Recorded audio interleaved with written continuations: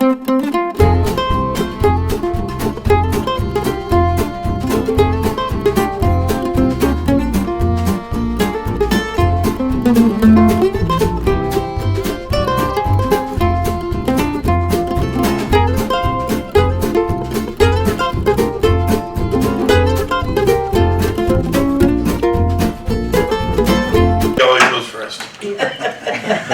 thank you for having me back. He was here first. It's been a while since I've made it to this group. I gotta apologize. Sometimes I just have a lot of conflicts and I just hit it in a row. But to update you on what's been going on, gas is all over. We had our anniversary 1 year. We had our 9/11 anniversary, all very well attended. Thank you if anybody here made it there. We appreciate it. The gas, this is a north side group, so it really doesn't affect you too much of what they're doing, but they're still working in the city. They're going around and checking another 402 meters, pipes, not meters, old pipes to make sure that they were capped properly. And that's really just bad form in my mind that they waited till last week to tell us about it when they knew earlier. But there's not a great danger to it because all the pipes that they're checking are already disconnected from gas. There's no gas in it. It's just part of the code that they have to meet when they deaden the pipe, how they have to seal it off, and it wasn't done properly.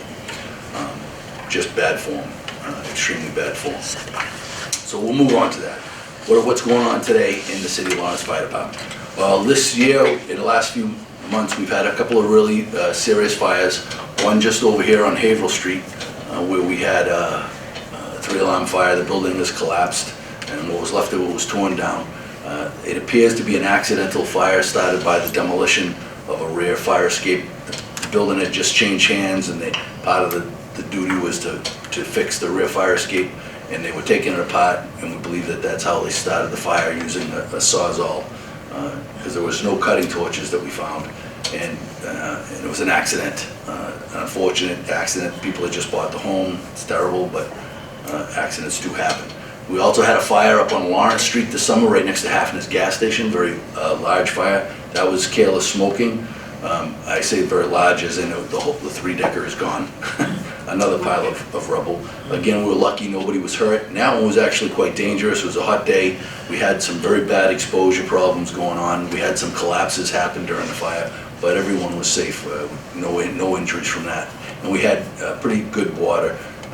Brian Pena in the water department has been, over the last number of years, I'm sure you've all seen the work going on in the city, upgrading the water system and improving it greatly for us in a city that, in my tenure, has had a lot of water issues, and they're fixing that. Part of that is they are now going around and color coding the hydrants, the painting we call the bonnet and the caps, to the NFPA water flow colors for firefighters. So at a glimpse at a hydrant, we can see the color, we know how much water we can get out of that hydrant, which helps us to prepare and plan for our attack and whether we need to get other hydrants or not. And so it's a really good thing. It's a step in the right direction to improve our fire insurance rating. We also have hired 10 firefighters in January. 5 of them are in the academy right now. Actually, they've started the academy this week. The academy is closed for their year of maintenance, so they're back working on shift. But next Monday, it's actually Wednesday now, so Monday coming up, they start back again, as well as the second set of 5 will start. So they're kind of leapfrogging the classes, running 2 at a time, not one starting 5 weeks ahead of the other. So by December 2nd, all 10 of our firefighters, new firefighters, will have finished the academy, and they'll be back working and going strong. We're looking forward to that. We are working on our capital improvement projects. Currently, I have a rescue truck being built. We're calling it a squad because I'm changing the emission of the truck a little bit. It's still going to have the rescue equipment on it, but it's also going to have a pump and hose and water. So it's going to do more than the rescue truck does now that we have. So it'll be known as Squad 1. It's due here November 4th. The reason I'm doing that is we're also working on fixing Ames Street Fire Station up on Tower Hill. That's another capital improvement project. We're about to start the roof work. It's been closed for a number of years, so it's suffered some aging problems. So the roof has leaked, so we're gonna repair that, and in this next capital improvement plan, which we're hoping to get voted and passed, well, we were hoping that would pass last night, so now we'll hope for the next council meeting that it'll pass. We'll fix up the inside a little bit. My goal is to take engine 5 here at Central and move it back up to Ames Street and open engine 8 again, and this new squad that'll have hose and water on it like a regular engine will, as well as the rescue gear, will cover Central, and we'll have all our firehouses open again. So that'll give us really 5 trucks that can pump water and the 2 ladder trucks as opposed to just 4. I think it's a better use of our resources. We needed to replace the truck anyways. The rescue was getting old, so I think this is a better mix, a better thought process, and it doesn't change our budget at all in the fact that I'm not adding any people. I'm just redeploying our people a little differently. Yes, we had to buy the truck and we have to fix the station, but those are one-time costs as opposed to hiring another 12 or 16 men to staff the house. So I'm redeploying a little differently. We're also hoping in this capital improvement plan that phase 2 of our central floor will be approved. It's in the plan. If they vote for the money, we have 2 more bays that have to be ground down, re-poured, and then the whole station's going to be, floor will be covered in a laminate. I'm looking at like a brick-colored laminate, a burgundy, with the painted yellow stripes where the trucks are. It'll brighten up the looks of the station, if nothing else. But it does fix the treachery of the floor, the bad spots, but it also will improve its look and make it look a lot nicer. So I'm looking forward to that. We also have Fire Prevention Week coming up. On October 12th, we're going to have our open house at the station. We're making preparations for that, so that's underway. We also have, I had talked before about the combination smoke CO detectors. I have those now, so if anybody wants one, I have some that I can give you, as well as some instructions of where they need to go if you don't have any. They're battery operated. They don't take the place of hard wire if you have hard wire in your house. But what's required in your house is in this paperwork that's based on how old your house is when it was built. So those are free. You can have them, you can install them as the instructions apply, and the combination smoke and CO will do both, but they don't take the place of hard wire. If you have hard wire, you still need to have hard wire and replace those as they get old, but you can have these in addition to. One of the lessons that, does anybody want one of these? Well, before I lose the topic. Anybody need one? You'd like one? I have one with me. I have another box in the car that I just. Does anybody else want one too? Yeah, I'll go get it. Yeah. All right. I'll get the other box out of the car. If you pass that down, when Cuddy's talking, I'll go get the other box. You want to go get it? Yeah. We don't mind. For you, Chief, I do anything. You don't get some in the car. There's a remote control. They're in the floor behind the driver's seat. Box, just like this. In your car? I think there's 2 boxes. Chief, you have food in your car? Pardon? You have food in your car? Oh, you want my bag? Oh my God. So that was very nice of Mr. Cuddy doing that for me. Thank you. So I still have some phone cards if anybody needs those with our numbers. If we ran out, I have those.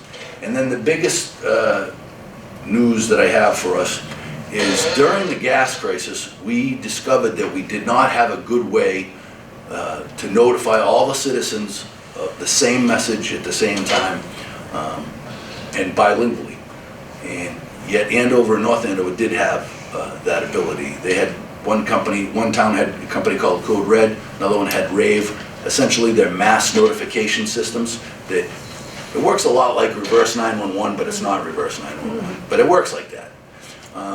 So we, in the city and the mayor, we decided that we needed to improve that. So I did a little research with the police department and some other people, and we interviewed different companies, and we decided to go with Code Red.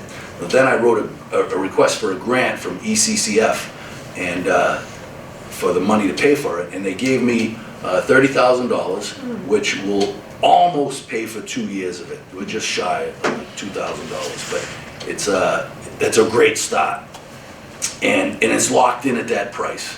So it's based on your population, and so we didn't have an exact price until we signed up. It's based on your population, and once you get in, you sign up, you're locked in. The only numbers it has are public known numbers. If your number was listed with a phone bill, water bill, not phone bill, but a water bill, tax bill, if it was public, they would have that number. And it's in their database. So some of you may have gotten a phone call at home when we first started. We sent out a test with that, and you may have gotten that. But there are other ways you can sign up for it. And there are two types of notifications. There's an emergency notification, which if you sign up, you have to take the emergency notifications. And then we have general notifications, which are, let's say we knew a snowstorm was coming and there was going to be a parking ban on the streets tonight. We would send out a code red to the city saying, no parking on the streets tonight, we're going to have a snowstorm. Simple stuff like that. The emergency notifications are going to be those that are risk to life or property. Let's say the gas emergency would have been an obvious emergency notification. But let's say, God forbid, we have an active shooter somewhere. Somebody held up with a gun in there fighting with the police. Well, we don't need to tell the whole city, but we want to tell a certain neighborhood, stay in your home, lock your door, whatever the message the police want to send. We can actually use a mapping tool and do a circle around that neighborhood and only send that message to those people in that neighborhood. Or we could send it to the whole city if we want the whole city to know. But that's one of the tools that are with Code Red. The problem is we need you to sign up for it. If we don't have if your number wasn't already public and you didn't already get the message that you answered the phone or found it on your answer machine, we need you to sign up. So there are a number of ways to sign up. One is you can go onto a city website online, and you look in the bottom left-hand corner of the website, it says Code Red.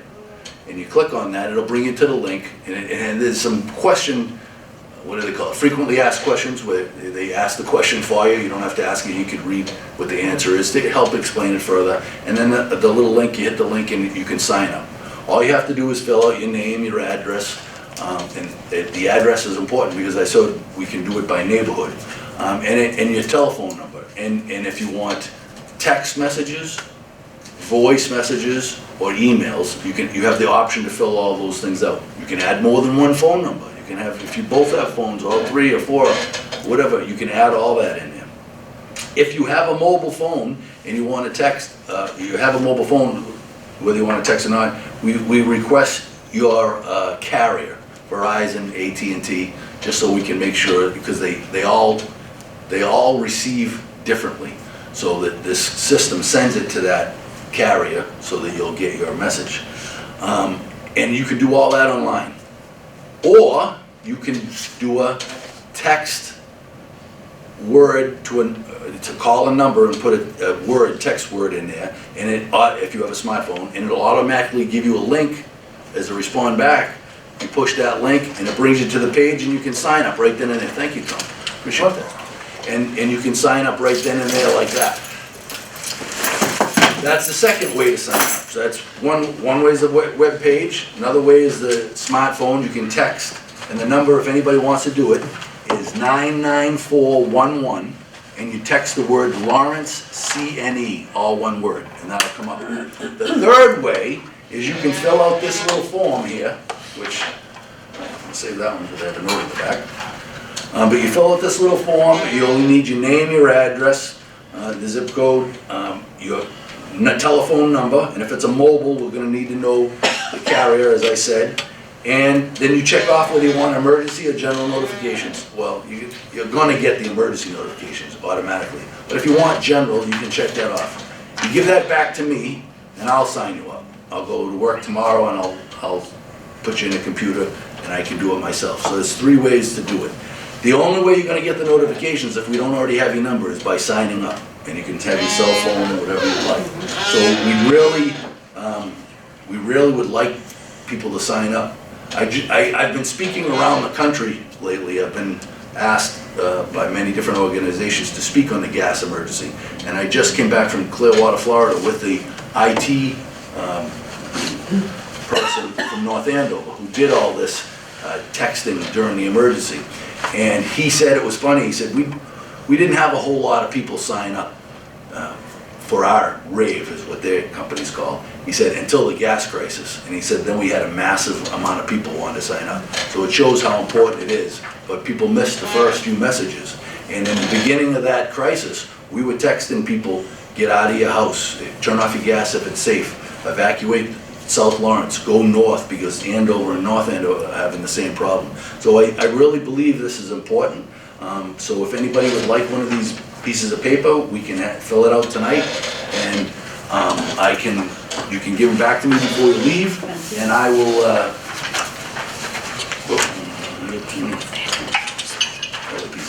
will, sign you up tomorrow. If you wouldn't mind another one, please. Anyone else? All right, so, That's good, because during the crisis, we weren't affected on Prospect Hill, but we were relying on the TV. mhm. The TV said all of Lawrence evacuated. You see, that's a mistake. You know, Yeah. Right. and I thought it was kind of strange, because the school down the street from us was a safe place, Yeah, Barthel. you know. Yeah. And so I feel, well, if they're safe, we're Well, going to see, be the news safe. got a few things wrong. In my presentation that I've been doing across the country, people of the national news media got Lionel Rondon's name wrong. And I have that purposefully in my presentation to say, news media many times are in a rush to get the information out, and it's not right, not always right. So listen to the professionals of your community. Yeah, you eventually called the police, you Right, know, they said, and no, you don't this, have to evacuate. and this will do that. And one other thing I forgot to mention, probably because everybody here I think speaks English, is you can pick your language. So that's what's nice about this. When you sign up, if you wanted a different language than English, like I think we picked English, Spanish, French, and Italian are our languages. And you'll get the text or the voicemail, or the text, voicemail, or phone call in that language. It does it automatically. So me, not being a bilingual person, I don't have to figure out how to translate it. I just type it in English, what I want to say, and it sends it out. And if you signed up for Italian, you're going to get it in Italian. If you signed up for Spanish, you're going to get it in Spanish, which is good. So that's one of my big pushes now, which I'll be pushing for many meetings to come, reminding people. And so if you would be so kind, if you want it, if you fill it out tonight, again, your name, your address, me, I wish I had, we can share pens. I'll get some pens. And then if you want general notifications, please check that box, Should you and fill I it out will for get you Elf? general notifications. If you want to text to the link, or if you want to keep for your notes, for anybody who should have a call, my secretary, it's 99411 is the number, and the word that you want to text Anyone need a pen? is Lawrence with the letters C-N-E, and it's all one word. Thank you. And then you'll automatically get a link pop up in your smartphone, and you just follow the instructions of the link. Who else wanted a smoke detector? I'll take one. You want one, sir? Sure. Thank you, Tommy, for going to get these ones again. No While problem. you people are filling that out, I'll give out some detectors and some instructions. Then I'll take it with me, and tomorrow you will be signed up. Oh, and the other thing I wanted to add is it's free to you people, to everybody. The city paid for it, we paid for it with that grant. So that, I think, is a good thing. You wanted one, sir? Yeah. Did you want one, sir? Excuse me. Did anybody else, did you want a smoke detector? Sir? Well, no, no. I'm with her. Anybody else? After all these years, I think it's a yes. There you go. And anybody else? All right, you're all set, you go. All right. You're with her. That's what I tried to say too, keep me out of trouble. I'm with her. Yeah, anybody have any questions? Yes. I feel like a dummy. No, you're not doing it. All right, is this address mobile or man? Don't even worry about that. You just put your residential, Okay, good, yeah, okay? okay, Your telephone number right in here. all right, huh. And if it's a cell phone, please put the carrier. Like I have Verizon.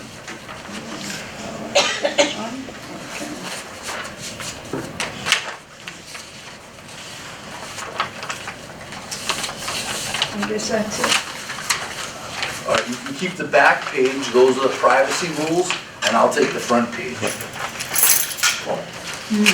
Going through the instruction for this? The instruction, It the has instru- to be combined with the photo work and voice. No. I only put my name, I what, just put. this is, it's a legal thing. These are based on how old your house is, what your house is supposed to have anyways. All right, and this is the right detective for the city, but this is more of, if you don't have anything in your house, this is the requirements of what you need based on how old your Oh, I house got is. battery operated. Well, then that's a battery operated, and it's a 10-year lithium sealed battery, so it's good for 10 Just years. put it up and that's it? Yep, but you can, the instructions of where to put it up in Yeah, relation to yeah. your seal, yeah, and it just operates, you just disconnect it and it will works just fine. All right, yeah. All right? You can have that. All right, thank you, man.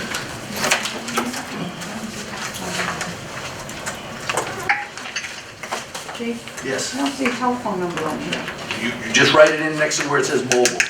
Oh, really? Even if it's not mobile, just write a number, Okay. but if it is a mobile, it's right about the middle of the page. I see it, yeah. And if it's not, if it is a mobile, just put the carrier. If it's not a mobile, don't worry about it. Okay. You're gonna get it We'll fill anyways. it in here anywhere, huh? What The number. Yes, just, I'll find the number, the carrier is important if it's a mobile. I'll be able to find your number.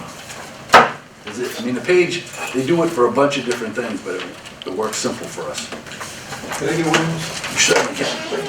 Anybody else want one? Everybody? Is there no one? Pardon me? No, they're the same ones I've been giving out. You want one? Yeah, the phone number for all the city Yeah. departments. English on one side, Spanish on the other if you're looking at the wrong side. These are not all city departments, just the fire department. The police have their own one that they give out as well, because they have many different hotline numbers, for lack of a better term, for noise complaints, emails, the supervisor. We take care of the traffic lights.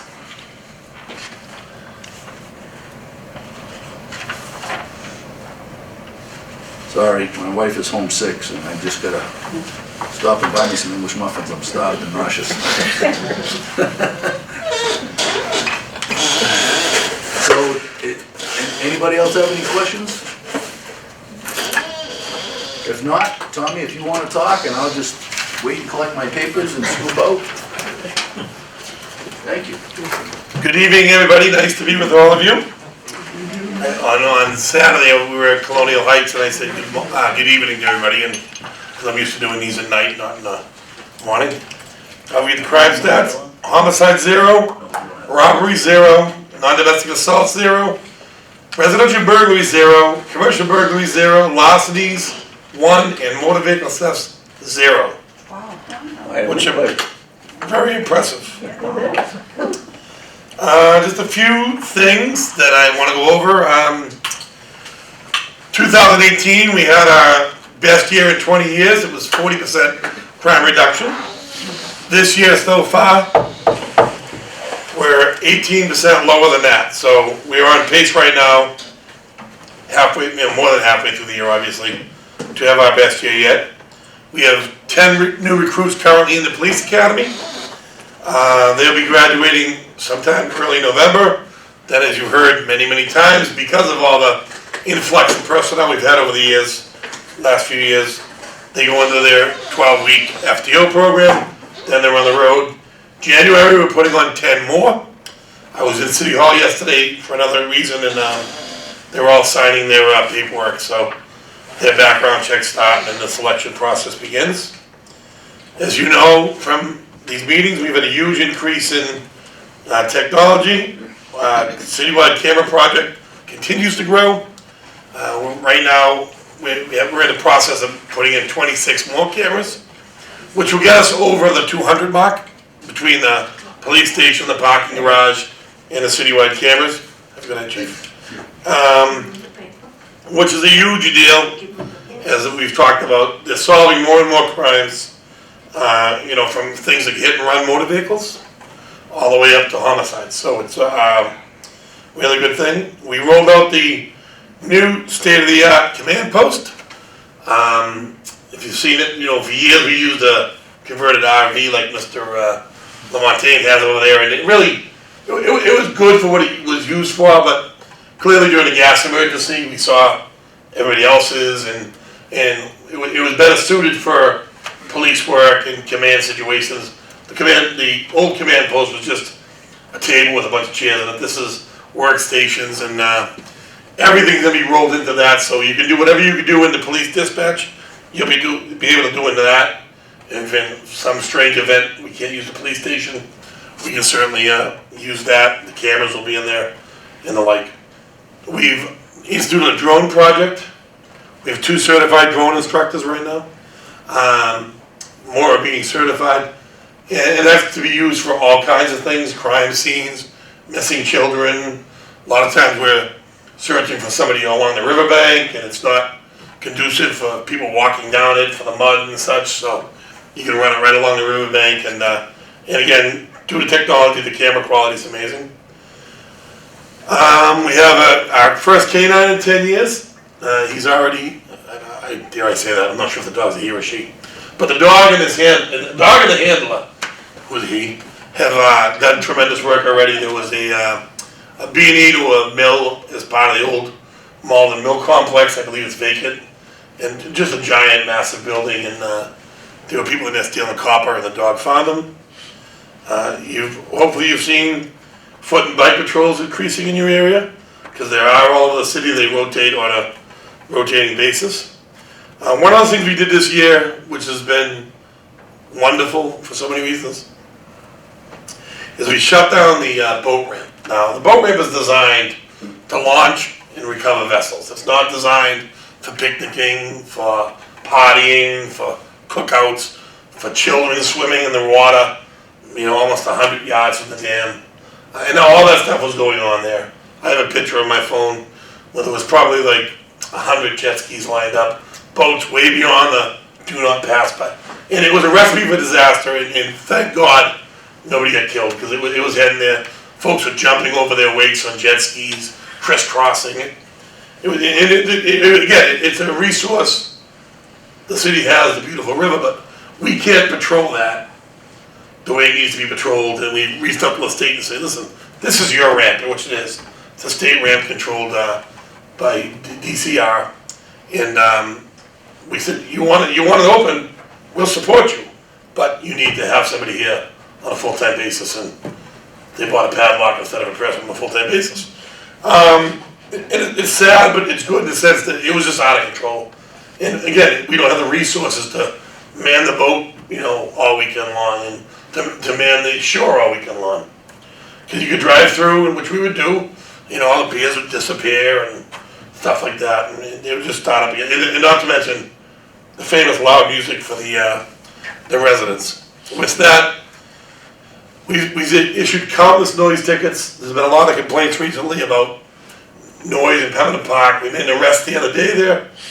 The cops went there, I think last Wednesday. This speaker on the car was bigger than I am. And I still don't know why you have that in your car, but whatever. So blaring music, given a $200 noise citation, and trespassed out of the park. The very next night, the same fellow was in there. Another cop encounters him. Then he gets arrested and his car gets towed. Not related to this area, but just something to keep aware of when you see things in your neighborhood. On Boxer Street, we had a after-hours party. It was a full-blown nightclub that filled up after the clubs closed. In the basement of this building, it was done up very nicely. I was down there. But there was one exit with a very steep staircase. They were using those hookers down there and all that stuff. If they're all charcoal based, and you can see the burn marks on the floor. If that party had gone up and they couldn't get to the door, 40, 50 people would have died. So we worked in conjunction with Inspection of Services, with the DPW. It was like alphabet soup. Every city agency went there after the arrest was made and basically shut it down. They tore it all out and all that stuff. Pembina Park,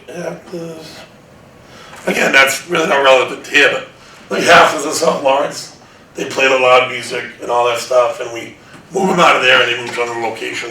And it's really just kids. I mean, I don't want to be a killjoy, but they got to be respectful of other people in the area, and they're not had kids, it's just the way they do things these days, and which is interesting, because I looked at that phone, and I have a daughter, I have a son that's 16, and a daughter 14. If I said to them on that phone, make a phone call, they'd look at me like I have 10 heads.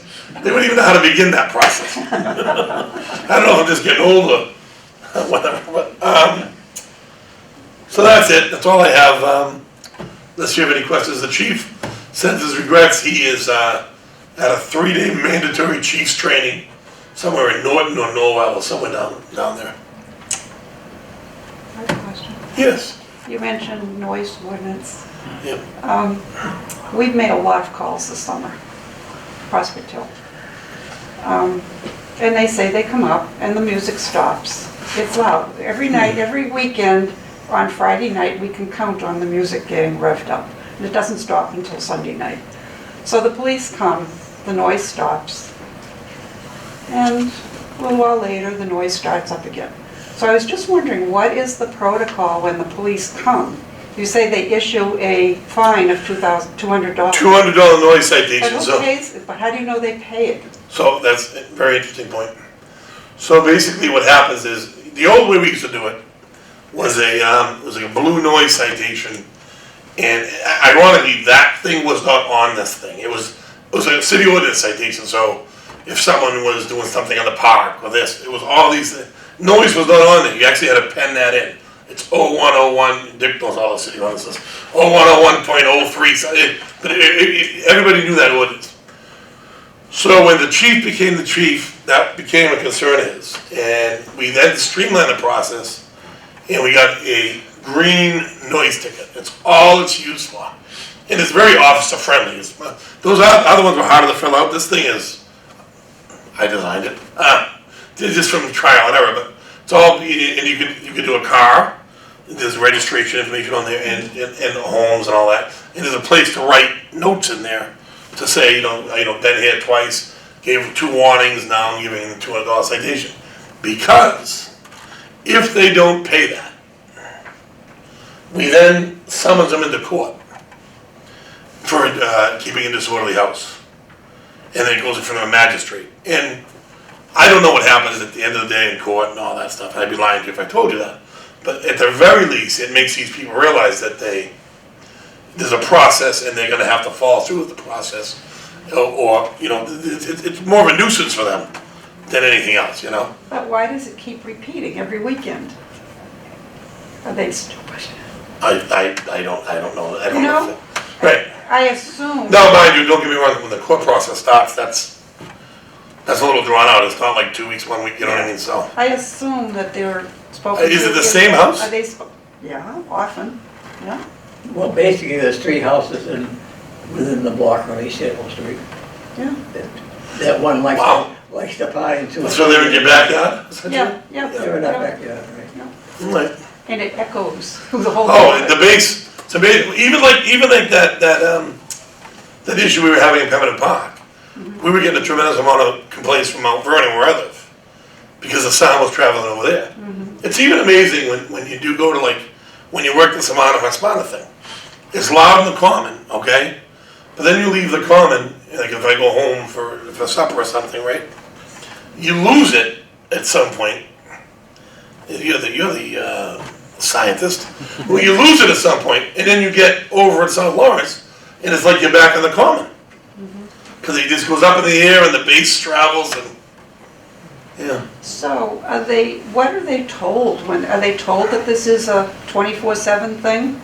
And that, Oh, yeah, all that that. is the ordinance, isn't it, 24/7? 24/7. Now, the ordinance, the way it's written, is a little unrealistic in a sense that if you're out there in your backyard washing your car and you're listening to the Red Sox on a boombox, and you can hear it in your backyard, you're technically violating the city ordinance, because the city ordinance says if the noise permeates a real property line, which in this city we are in real property lines. Right, yeah. But that being common sense is if it's and occasionally you'll get the one hitters that'll have a cookout and they'll be blaring music and say, listen, you can't do that. So, but those chronic houses and I'll look into those houses tomorrow for you. They're easy to find, obviously. I know where you live. And if there's been excessive complaints there, I'll do a little bit more digging. Yeah, we can give you a few addresses. I can find, Make it easy for you. All right. because, you know, much like Chief Moriarty's Code Red thing, we have a mapping system where every call gets mapped to the, so. But I was curious because I can't believe that these people don't, are they You'd be spoken surprised. to, are they spoken to in English and Spanish or Spanish? Oh, right, yeah, if there's a language barrier, that's the blessing we have with all these little Latino offices. There was years ago that if there was a language barrier, you have to grab somebody off the street and say, hey, can you translate for me? There's always several Spanish-speaking offices in the city, or Yeah. Cambodian or Vietnamese-speaking offices. I mean, we have one fellow, he can speak every language under the sun. And we were at like a Tedeschi's shoplifting, he's talking to the guy in Egyptian or something, I don't know what the heck it was, whoa, I'm impressed. Yeah, Thank you. Just keep calling, right? that's it. Use the email's good if you use email. That loud noise at lawpd.com, because what happens with that is, that goes right to the officer in charge, and he or she should give you an explanation, saying, hey, we'll get there, we can't get there right now because of X, Y, and Z. Right. Because if it doesn't get responded to, we all see it, the chief, there's many instances where he'll jump in and ask the OIC why it hasn't been responded to. They just say, sorry, chief. But, yeah, it's a good way of tracking it, keeping accountability for everybody. John, driving over the Duck Bridge from North Orange, South Orange, and you know how the music is forever in the cars. Officer Levesque came up to the guy who had the music blaring, and he said, this isn't, if you don't want a ticket, you need to turn it off now. He pulled someone over in front of my house last night, woke me up, so I need to talk to him. But it was like, no, I mean, when I tell you it was blaring. No, Yeah. which I don't understand. If I'm running water in the background, I can't hear myself think. Never mind music playing like that. And it was just so funny because we saw him, he had stopped someone, and next thing I know, this music is blaring, and all of a sudden he's saying, you need to shut it off now. Yeah. There's a noise ordinance, and he turned it off. So, I mean, it's quick, you know. Turn it most down, cops you don't go need to turn it between- off. Well, yeah, but then what's down? That's the problem, then what's down, right? Yeah. We turned it down, you know, Yeah. Yeah. half a centimeter. You know, No, this one was off totally. till he got away, till he drove away. Until we went into the parking garage. Yeah. So how's the future police department going? You were talking about moving, are you still moving, or are you satisfied? So everybody under the sun has promised help with that. It's a tricky situation. I can say I have personally been on tours with, I don't think that guy came to the tour, I put the picture there, but, I mean, I've had at least 2 governors, including this one. I've had the president of the Senate, at least 3 of them.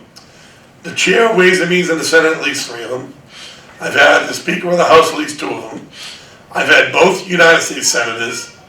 I've had Congresswoman Songas, now Trahan go through, and they all, on Ways and Means on the House side, and they all sit around the table at the end of the tour and say, wow, this place really is a dump, but how do you think about paying for this? And that's kind of the thing. So last I heard, you know, the governor's got some ideas, and the mayor's, I will say this across the board, every Lawrence elected official, if there's one thing they all agree on, is that the city needs a new police station.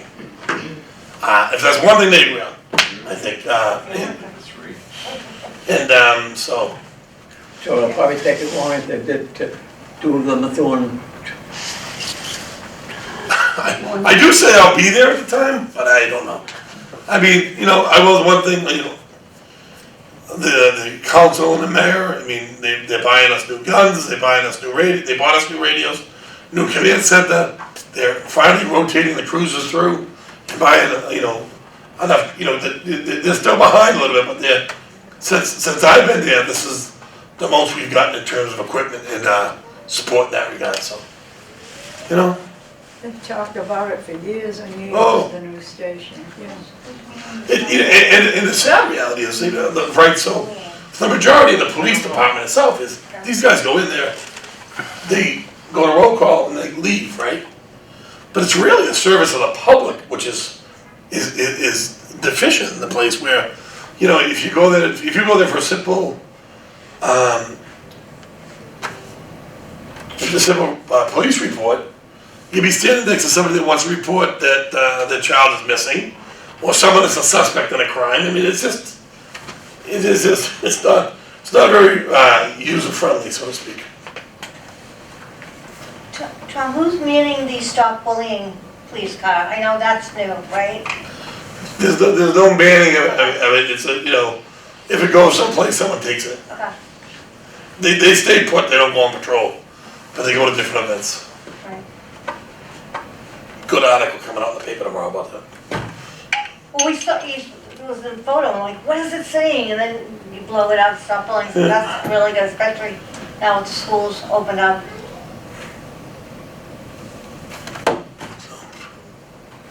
And is the ice cream truck all done for the summer? Jay Cirillo certainly hopes so. I don't know. I anticipate, you know, it'll roll out for the next 2 community engagements. But at some point, I'm sure people are going to want hot cocoa and not strawberry shortcakes. And again, thank you to the Greater Lawrence Technical School for doing that for us. That was they made it look pretty good. I think it's a 1973. Sad to be a Maybe we should bring it by Leo's Auto Repair. The thing starts up, we all duck. Sad to be a good day to bring the ice cream truck out. It's going to be 80. Yeah, well, I believe it's going out Saturday, yeah. That free ice cream truck never came to the senior center. Yes, it did. Yes, yeah, it did. No. I had pictures of it.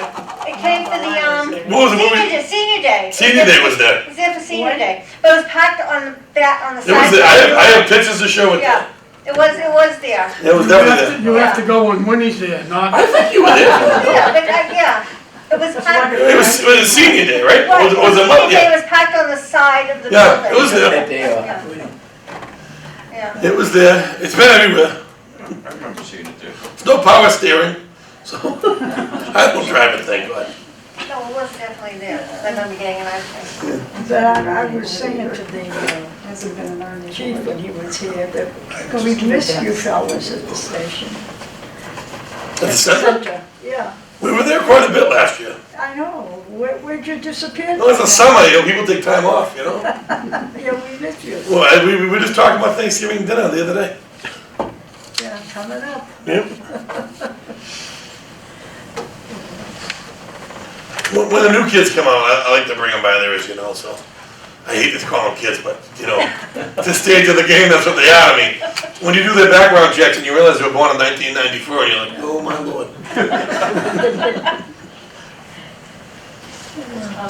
That's all I have. Okay.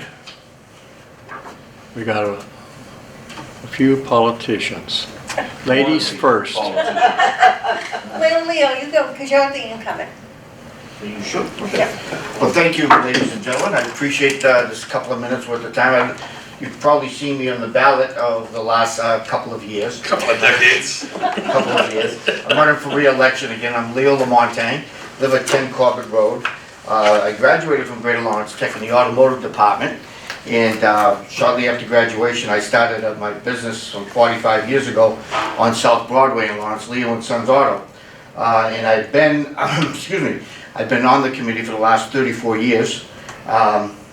And I've been chairman for the last 29 plus years. I've been chairman of the committee. So a lot of good things happening. We intake about 420 freshmen beginning of the school year. Which is good for us. The only problem is there's probably about 400 other kids that we are not able to service because of size or whatever it might possibly be. But you know, we're working on that. We're trying to take more and more every year. We are just about finishing phase 2 of our fields in the back. Our football field, our soccer field, our baseball field are all being updated to the tune of about $4.5 million, which did not come out of any of the communities. It was all, some of it was state money, grants. Some grants from the Demoulas Foundation of the White the White Foundation and several others, but over the next 10 years, we'll be paying that back. None of the money will actually come from the taxpayer. Other than that, what I'm asking is, I want to serve another 2 years. I can't say that's all I'm going to serve, but I'd like to serve another 2 years. I believe it's November 5th is the election. There's no primary this year.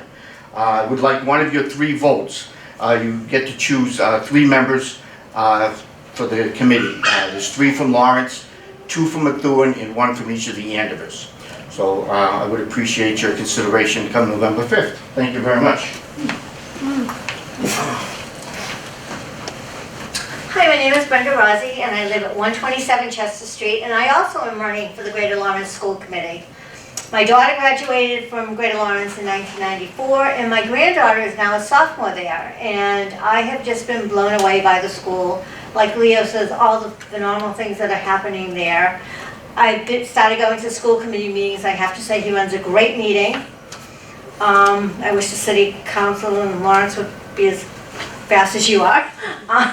But like I said, I invested for at least another 3 years, and I'm looking for your vote. Like I said, I want to be part of the growth of Greater Lawrence, not only for my granddaughter, but future students at the school.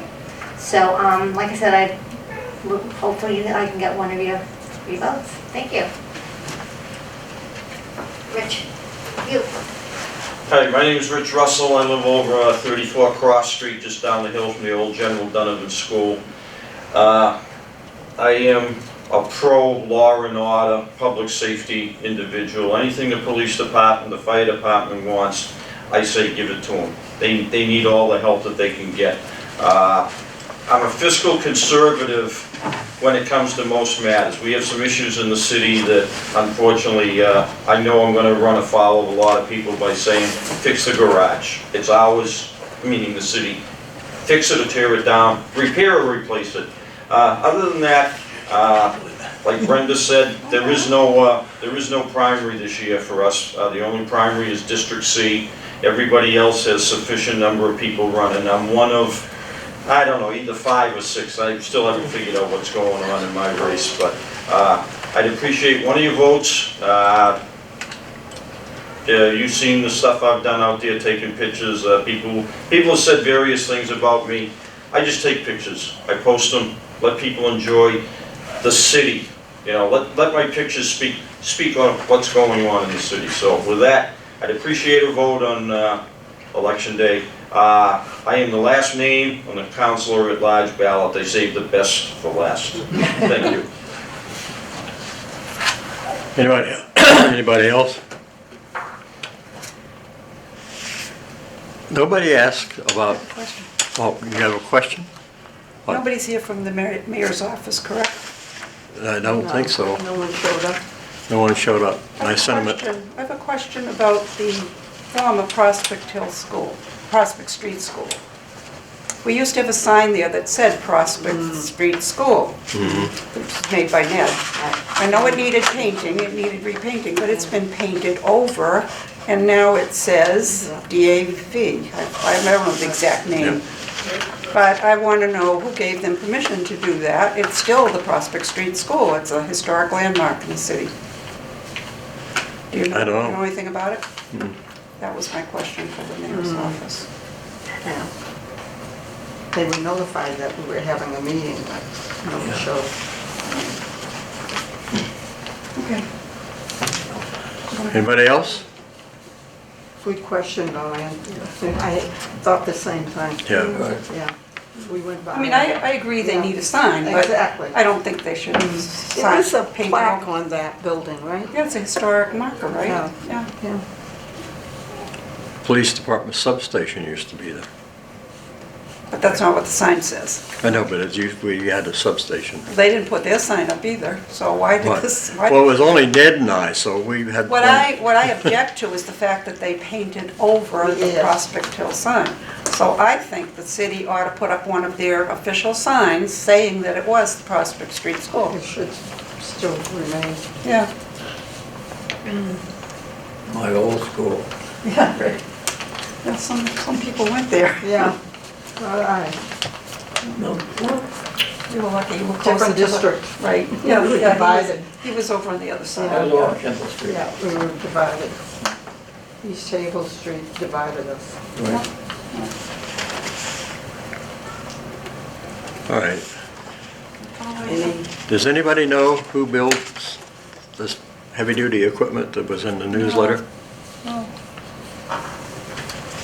Not Dodge 'em, that's for sure. Hmm? Not Dodge 'em, that's for sure. No, it's not Dodgems. But it started out on Prospect Hill. Really? Well, yeah, because the people live, anybody knows where Crest Street is? Yeah. Yes. Okay. At 22 Woodland, right, is where the Crests lived. They lived in that house. Oh. That's why they named the street Crest Street, I right? know a Crest from the Rollins. Could have been the same people. But back at the turn of the century, they had a factory on Common Street, across from where Tripley's Bakery is, and they built fire engines. And at the turn of the century, they supplied most of the fire engines to New York City. Right? They never sold one to Lawrence. So eventually, and they moved over where Cedar Crest is now. They moved from Common Street over where Cedar Crest is, and then they. There is Cedar Crest. There is no No, secret crest. Where it was, you mean? Yeah, where it was. Yeah. Okay. Used to be. And then I don't know exactly when they left the city, but they left the city. And they morphed into this big outfit out in Illinois, Crest Company, right, that builds this off-road, heavy-duty trucking stuff. It's the same family. In fact, if you go to their website, they mention the fact that they originated in Lawrence on Common Street. Interesting. Jim? Like, can I interrupt for a minute? Kate Riley just texted me, and she was supposed to be here for the mayor's office, but she was up in Salem, New Hampshire, and her car won't start. Oh, So she said she will call you tomorrow. call through Okay. play, they'll fix it. So she called Jonah. thank you for her efforts of trying to get here. All right, if that's it, nobody else has anything? Move we adjourn.